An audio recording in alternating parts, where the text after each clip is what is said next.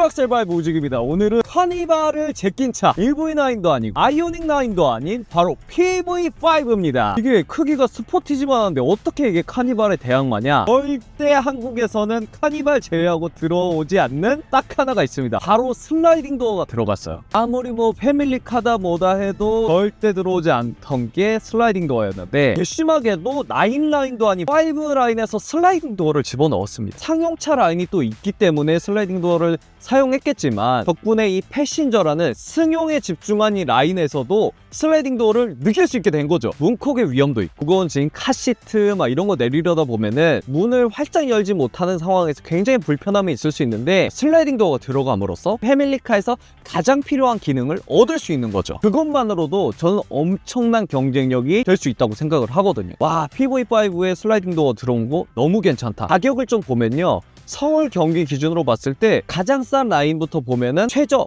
2,800만 원부터 시작할 수가 있습니다. 물론 뒷재리가 짐칸으로 되어 있는 카고의 경우에는 말이죠, 카고에다가 부가세 환급 혜택까지 받으면은 2,000만 원 초반대에 살 수 있는 차가 바로 이 PV5라는 거죠. PV5 패신저를 타게 되면 말이죠, 3천만 원 후반대에 살 수가 있어요. 비싼 거 아니야? 이렇게 생각하실 수도 있는데 EV9에도 이 슬라이딩 도어가 없다는 거죠. 서스펜션이 앞부분에는 더블 위시본이 들어갑니다. 그렇기 때문에 좀 공간을 위아래로 더 확보를 잘 할 수가 있어가지고 이 앞코가 짧아졌거든요. 지금 약간 어떤 느낌이냐면은 레이를 타고 있는 느낌이에요. 레이가 이 초보자분들한테 굉장히 좋다고 생각하는 게 뭐냐면은 시야각이 굉장히 좋거든요. 앞코가 짧아요. 레이 같은 시야각을 확보할 수 있고 좌우에도 굉장히 큼직한 사이드미러가 있기 때문에 운전하는 시야각이 굉장히 시원시원하고 편합니다. 요즘 폭스바겐의 버즈를 보면서 들어왔으면 좋겠다, 캠핑이라던가 레저용 그리고 애기들 태우고 다닐 때 카니발이 대체제가 없기 때문에 그런 것들 때문에 버즈를 원했었는데 이 차가 거의 버즈 같은 느낌을 주고 있지 않나 라는 생각이 들어요. 패밀리카로도 쓸 수 있고 캠핑용으로도 쓸 수 있는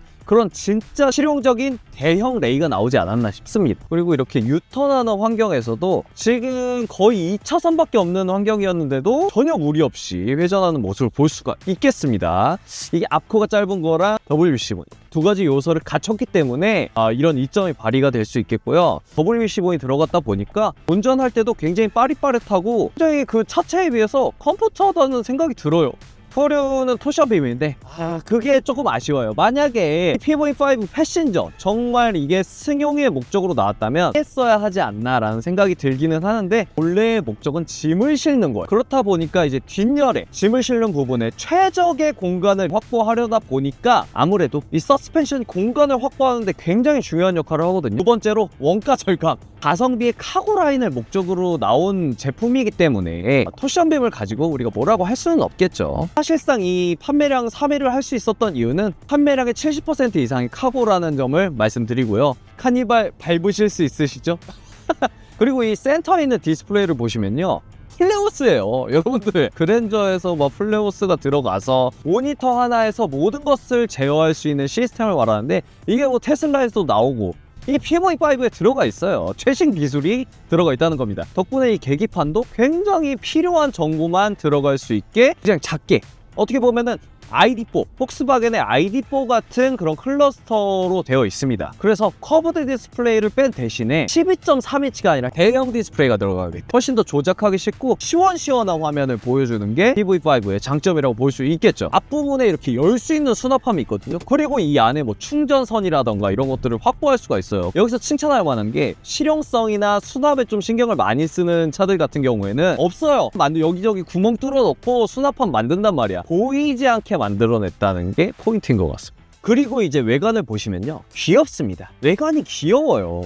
아니 이렇게 큰 체구를 가졌는데 외관이 귀엽게 나왔습니다. 물에 젖은 말티즈냐 이런 설도 나오는데 제가 보기에는 굉장히 귀여워. 위아래로 투톤으로 나뉘어진 것도 상용차들이라던가 굉장히 큰 차들을 원색으로 가면은 타렉스 같고 뭔가 투박한 그런 인식들을 피할 수가 없었는데 PV5 이렇게 투톤으로 나뉘어 놓은 거 굉장히 디자인적으로 잘한 선택이라고 저는 생각을 합니다. 한 가지 또 패밀리카로 되게 좋은 점이다라고 생각이 들었던 게 뭐냐면은 지상고가 굉장히 낮습니다. 굳이 무리를 해서 어렵게 올라가는 타리아라던가 대부분의 대형 SUV 같은 경우에는 굉장히 높은 턱 위로 올라가는 듯한 느낌이 드는데 PV5는 지상고가 낮습니다. 이거는 굉장한 메리트가 될 거라고 생각해요. 슬라이딩 도어도 있고 그리고 지상고가 낮아서 쉽게 탑승할 수 있다. 이 점이 패밀리카로서 굉장한 장점이 될 수 있다고 생각합니다. 자, 뒷좌석에 이제 앉아보면요, 당황스러울 정도로 공간이 많이 나옵니다. 주먹이 의미가 없을 정도로 한 주먹 6개 정도 들어간다고 보시면 되고요. 이렇게 밑에 단이 또 있어가지고 뒷좌석을 얼마나 뒤로 빼거나 얼마나 기울이던 간에 뒤에 있는 좌석에 있는 사람들한테는 그 공간이 컴포트하게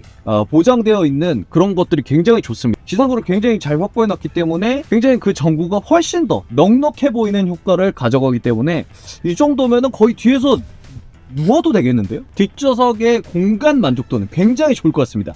하지만 단 하나, 토션빔이라는 거. 아니 여기 뭐 우리 집 책상이야 뭐야? 근데 이거는 창문이 여기 있는데 보통 이제 사람들이 가다 보면은 여기에 손이 먼저 가거든요. 이렇게 열면은 문이 열려요. 이건 좀 위험한데? 제가 최근에 또 ST1의 전기 충전구 방향에 대해서 만든 쇼츠가 있었는데 전기 충전구가 앞코에 쓰면은 생각보다 불편한 점들이 많더라고요. 물론 이게 좀 큰 레일이라서 레일을 따라 한 건지는 모르겠지만 제가 봤을 때 그런 충전구에 대한 개선 그리고 이 옆에 창문 스위치 이런 것만 없다면 패밀리카로 근데 지금 이렇게 느껴보면은 노면이 조금이라도 이제 불편한 노면, 그러니까 조금 거칠고 비포장 도로에 들어서게 된다면 노면에 있는 소리가 많이 느껴집니다. 차음 유리가 들어갔기 때문에 비교적 조용하다고 생각을 했는데 밑에서 들어오는 소음이 조금은 있을 수 있다. 근데 렉스턴 스포츠라던가 뭐 포토, 본거 이런 느낌의 노면 충격이나 소음은 아니에요. 토션빔을 사용했건 어쨌건 그 뒤에 있는 그 공간을 굉장히 쾌적하게 잘 빼놨기 때문에 평타나 매트까지 이제 추가해가지고 만든다면 정말 이만한 캠핑카, 이만한 가족차가 없지 않을까 싶을 정도로 우리나라 전기차가 이만큼이나 발전을 하고 있구나. 사고로 사신다면은 이만한 상품성에 이만한 가격대는 아마 찾아볼 수 없을 정도로 굉장히 좋은 차라고 생각을 하고요. 패신저 같은 경우에도 지금 기름값이 가솔린만 해도 1,900원 고급 휘발유 가격이에요. 내가 레저를 좋아하고 캠핑을 좋아한다. 그러면서도 나한테는 가족이 있고 장인 장모님이 있다. 그런데 나는 전기 인프라를 원한다. 이미 살 때부터 먹고 들어가는 장사다 라는 생각이 들면서 PV5 시승은 이렇게 마치겠고요. 제가 다음에는 더 좋은 차로 찾아뵙도록 하겠습니다. 다음 시간에 만나요. 우바!